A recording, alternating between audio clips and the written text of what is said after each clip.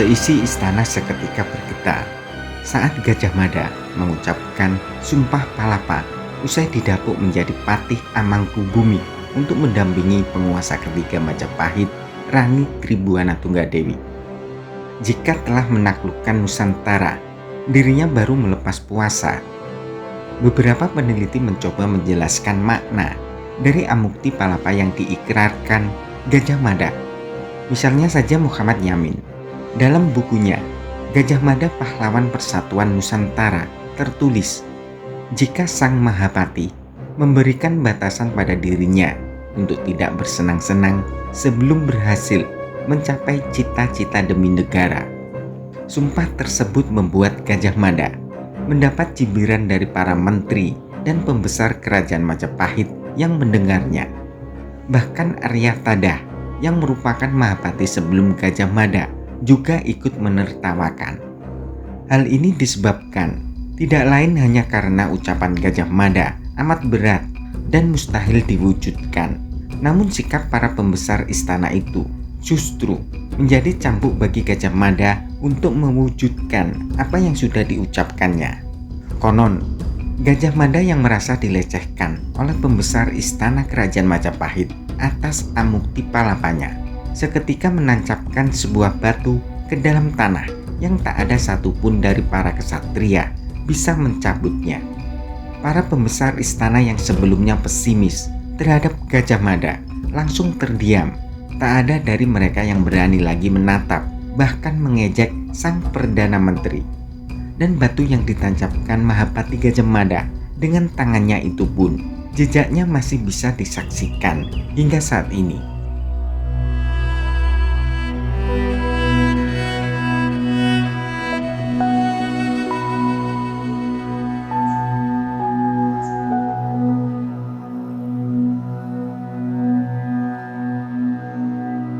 Batu andesit segi 6 itu masih menancap di tanah tepat di belakang Pendapa Agung Trowulan. Sebelum Henry Maitland Pond, tak ada orang yang melakukan penelitian terhadap batu ini. Pada tahun 1927, arsitek berkebangsaan Belanda itu kembali menampakkan batu tersebut.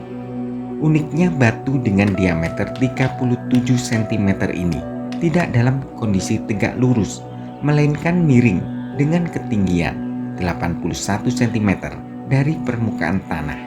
Sementara panjang batu mencapai 134 cm.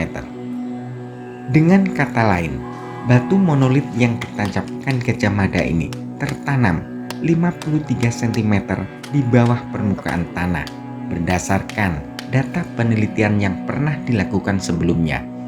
Sehingga kondisi itu menepis anggapan yang selama ini beredar luas di masyarakat yang menerangkan jika batu andesit segi 6 tersebut tidak ada ujungnya dan menembus tanah tanpa batas.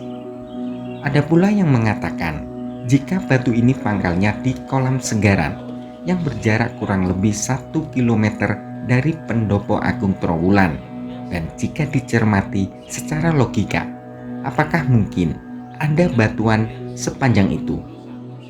Tak hanya itu, konon batu monolit yang tertancap sedalam setengah meter dari permukaan tanah tersebut tak mampu dicabut atau diangkat meski menggunakan alat berat.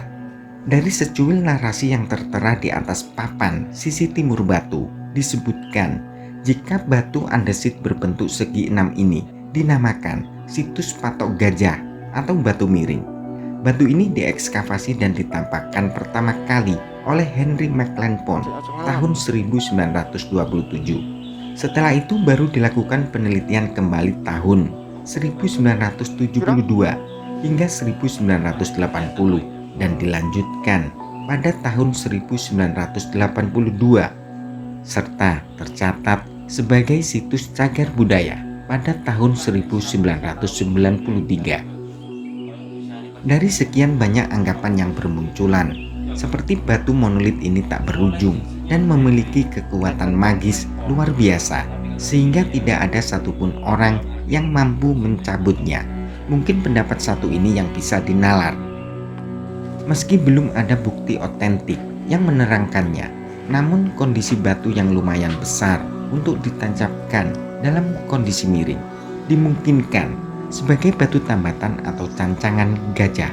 Berdasarkan catatan di papan yang mendeskripsikannya, menjelaskan jika batu tersebut digunakan sebagai tambatan gajah putih milik dari penguasa ketiga Majapahit, Tribuana Tunggadewi. Gajah putih yang dimaksud merupakan tunggangan Rani Tribuana, hadiah pemberian dari kerajaan Champa atau Vietnam saat ini. Tapi apakah hadiah itu ada kaitannya dengan Sumpah Palapa Gajah Mada, ataukah hadiah yang sengaja diberikan berkat terjalinnya persahabatan antara kerajaan Majapahit dan Champa belum diketahui secara pasti.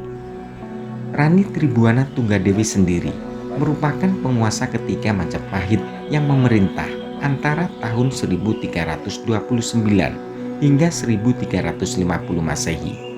Ia naik takhta menggantikan Jayanegara yang tewas dibunuh tabib istana Ratanca. Pada masa pemerintahannya, kerajaan Majapahit belum sepenuhnya tentram karena terjadi beberapa pemberontakan. Pergolakan yang terjadi akhirnya dapat diredam berkat jasa Gajah Mada. Atas jasa memadamkan berbagai pemberontakan yang merongrong keutuhan Majapahit, Gajah Mada diangkat menjadi Mahapati dan dengan setia membantu sang ratu untuk memajukan kerajaan Majapahit. Berkat bantuan Gajah Mada dengan didukung keberanian, kebijaksanaan, dan kecerdasan pada diri Tribuana Tunggadewi, ekspansi kerajaan Majapahit dirintis hingga mengalami kemajuan pesat.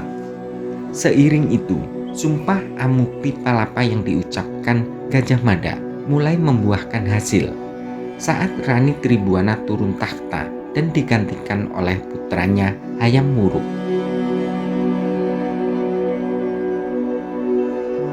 Kembali pada situs patok gajah atau batu miring yang keberadaannya masih menjadi teka-teki yang mungkin sulit diungkap dengan pasti. Namun batu ini merupakan salah satu bukti kebesaran Majapahit yang tersisa. Terlepas benar tidaknya berbagai pendapat yang mengemuka dan menyebutkan awal mula keberadaan sekaligus fungsinya, dapatlah ditarik kesimpulan betapa pentingnya menjaga benda cagar budaya tersebut. Jangan sampai tonggak batu bersejarah yang tertancap di dalam tanah itu hilang. Perawatan yang baik sebagai upaya melestarikan peninggalan yang tak ternilai harganya itu tetaplah terus dilakukan